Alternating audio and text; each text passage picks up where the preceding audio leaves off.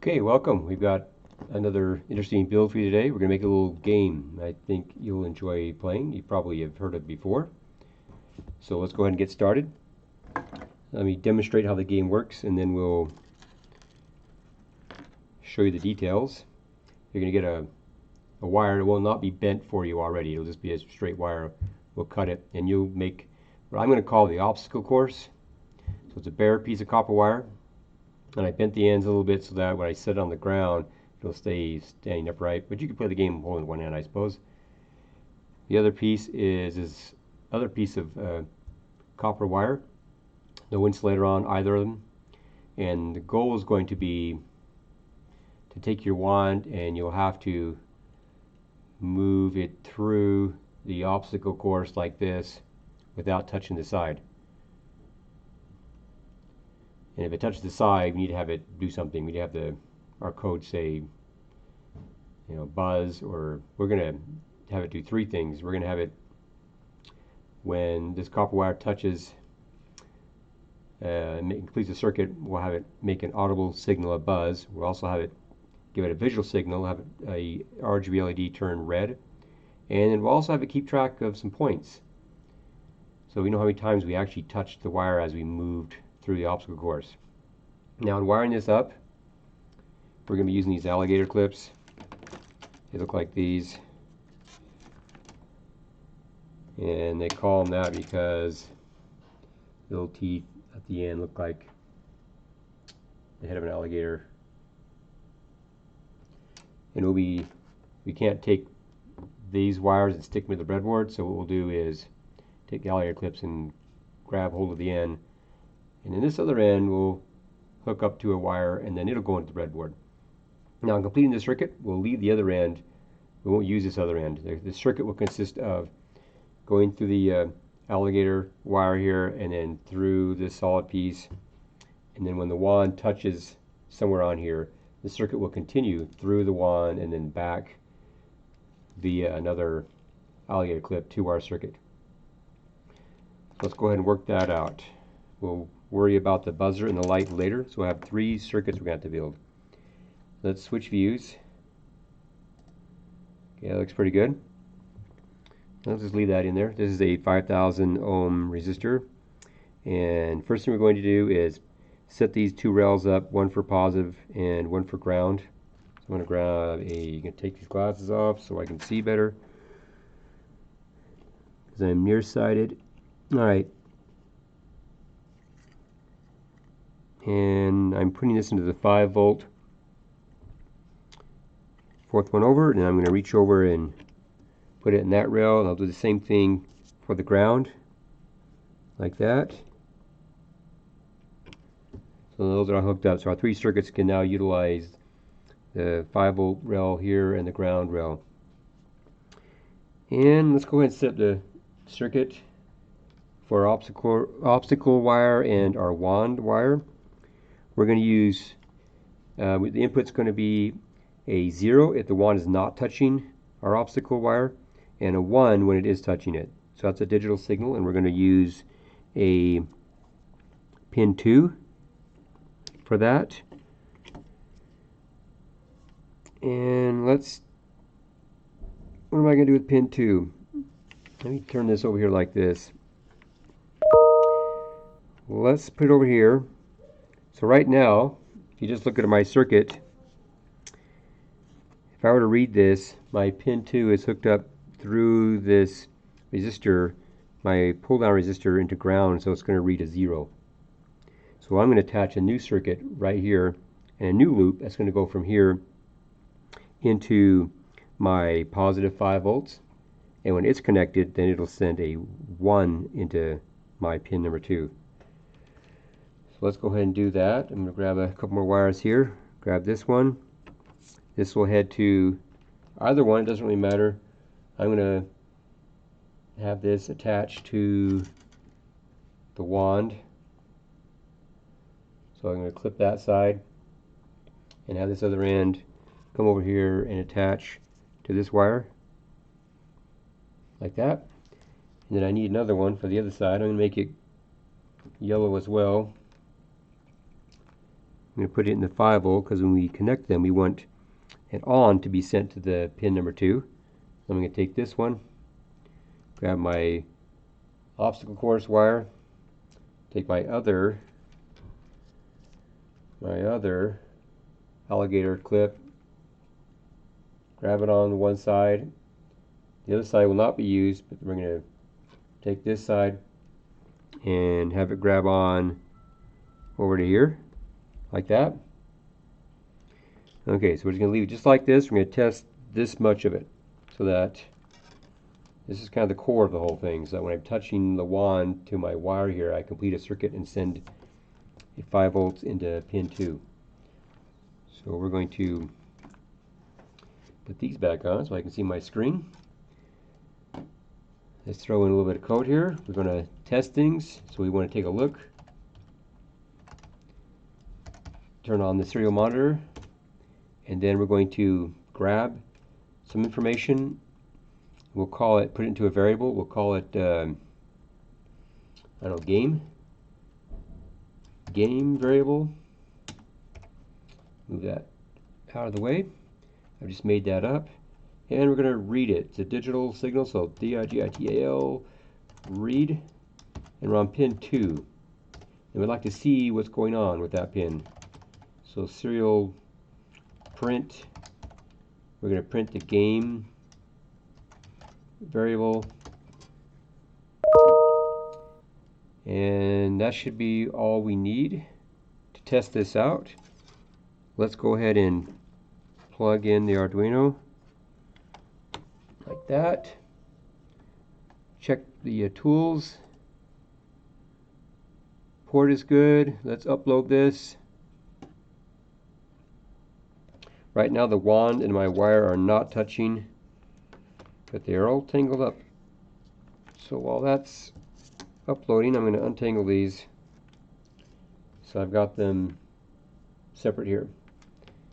Okay, done uploading. Let's go ahead and open the serial monitor, and we're getting a bunch of zeros, which we expect because our circuit is going right to that resistor and is pulled right down into the ground. So then we touch these two, which I'll do. Now we got a 1.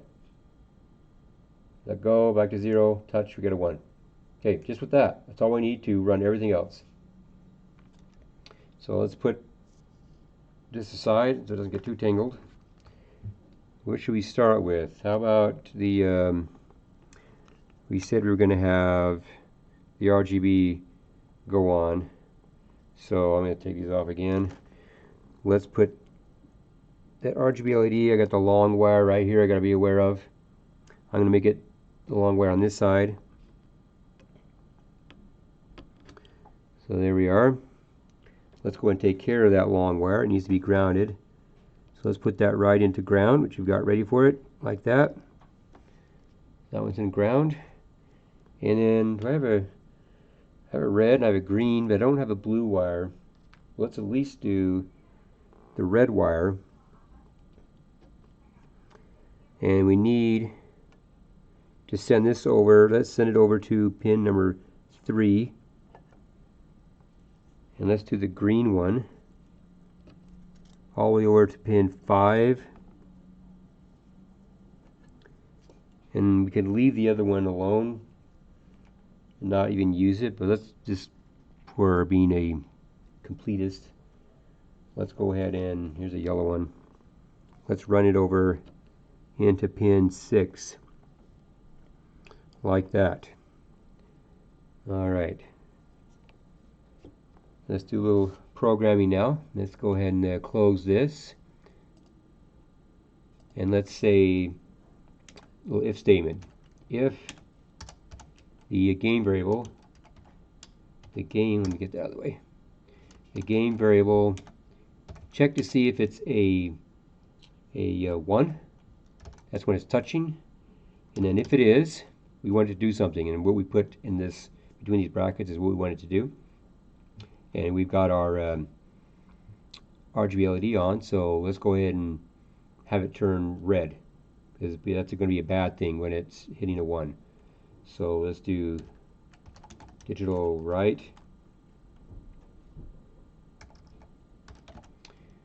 And we need to name the pin. What did I say that one was? It was a 3. And we're going to do on.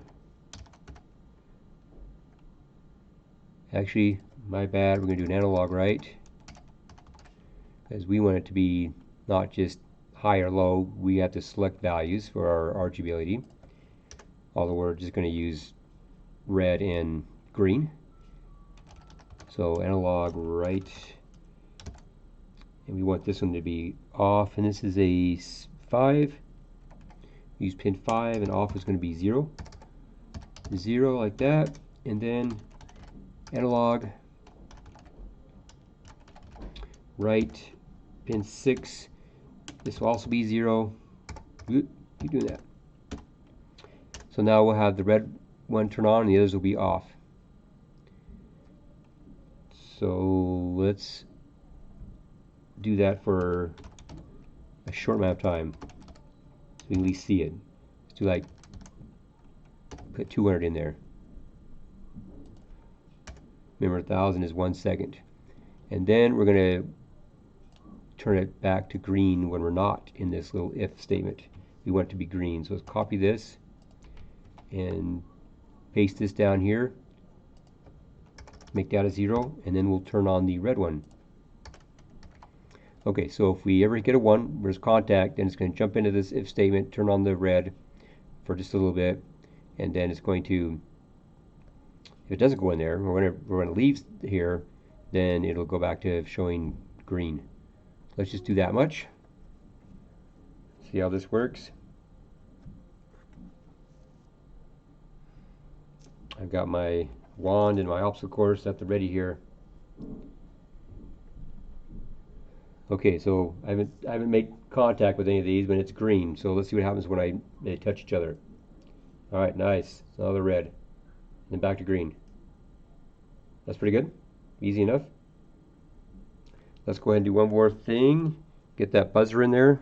Annoying buzzer, but that kind of makes the game interesting. We'll plug that in way over here.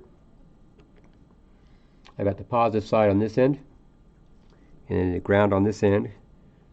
So let's take care of the ground wire first. We'll put that in and send that to the ground, like that. The other one, I've got a white wire over here, or a red one. Let's do the red one. And let's put this into, no, let's do 9. We're going to do pin 9. Alright, so this is going to be, we're going to send something out to the buzzer, so we're going to need to jump up here just for a moment and do pin mode, and we're going to have 9 be an output. And then down here, let's see, maybe between here, we're going to do tone, and we're going to say pin 9, do a certain frequency. Let's try 5,000. And then down here, when we're not in here, we want it to be a no tone. Do not make any noise. I think T is capital. So do not do anything like that. Do a little space here. So when we're registering a 1 and we jump in this if, we want you to make a light turn on, and we want you to make a sound. Let's go ahead and try that much. Right now they're disconnected. My obstacle and my wand. And then I'll grab him here and we'll see what happens. Uploading, anything's green. Let's go ahead and touch these. Turns red. That nice annoying buzzer sound. Let me hold this up and you can see that I'm actually touching here. Of course, when you do this, you're going to be trying to work the wand through and not touch an edge. And to make it competitive, because you're going to want to make this competitive, right? Let's add one more thing, one more bit of code. This is what makes the code really cool. I mean, we could actually use some mechanisms that don't involve code to get this to work, like a relay. But we're going to take advantage of the code that we're writing, and let's say add one more line here. We wanted to keep track.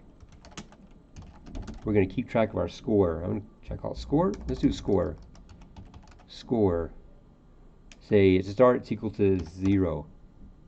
And then down here we're going to say every time you go into this if place, I would like you to take the score, which is currently 0, and add a 1 to it. And then for simplicity's sake, we could hook up an LCD display to this and have that display on that screen, but since we're tethered to the computer right now, I'm just going to open the serial monitor and have it keep score on that. You're welcome to hook up an LCD if you'd like, but let's serial print. Pull this guy out. Let's see. Print. Awesome. Okay. So we want to print out the score. So we want to say what the score is. We want to say your score is, your current score is, little space. I'm not putting the L in right here because I don't want it to jump down. This little equals. And then we'll have the number be right here. So on this line, we'll put the L in, and then we'll put score. Alright, let's load that up and see how that is working. Grab my wires here. Ready to go. Whoop, what do we got? What do we got? Score was not declared in this scope. I did. Whoop, I put it in the setup. You probably saw me do that. Whoop. Let's set things down. Let's do, nice thing about this IDEs, we can do an undo. Click on that, control copy, and let's make it more of a universal variable here. Alright, let's try it again. Now it'll know what score means. I defined it in setup so that it doesn't know what it means in the loop. So if I put it up here at the top, then it'll know what it means. Okay, so we've got my opposite course up here, and let's turn on the serial monitor. So that has our score, right? Okay, it says 0 here, then it has another little 0 right over here. That's a little annoying. This is what we used before to check to make sure everything was working. We can get rid of that at the end, but let's go ahead and let's pretend like we're playing the game. I'm going to pretend, well, technically stop pretending because we're actually going to do it, right? I'm going to have it be one where you hold in your hand. Increase the complexity here. I could also make it easier too if I wanted to make the little loop bigger or smaller, but let's go ahead and see what I can do by holding it in my hand. This will be kind of up to you how you want to bend this, how hard you want to make it. This is a bad little turn right here. I made this turn here so I could sit on the ground, but wow. Let's go this way. Here we go. Oop. My problem is I gotta switch my hand. Oh, switch! I think if I'm gonna hold my hand, I'm gonna do a little cheating here. Let's do that. All right. Well, I'm at 3 already. I'm gonna restart. Hit the button on my Arduino, and we'll restart this. To do that, I had to flop my wrist around. Now I won't have to do that. Oop. Oop. Ah.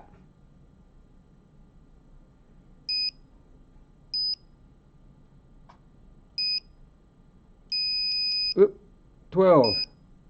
That one doesn't count. That one doesn't count. Alright. So, that's kind of nice, right? I can play it, get 12, and hand it to somebody else, and they can try it out. Let's clean up just a little bit more, perhaps. We could get rid of this line right here is showing us that what we tested earlier on, and we can just get rid of that. Although I kind of like the space. I kind of like, because without that, it won't space things. So maybe we'll just do this.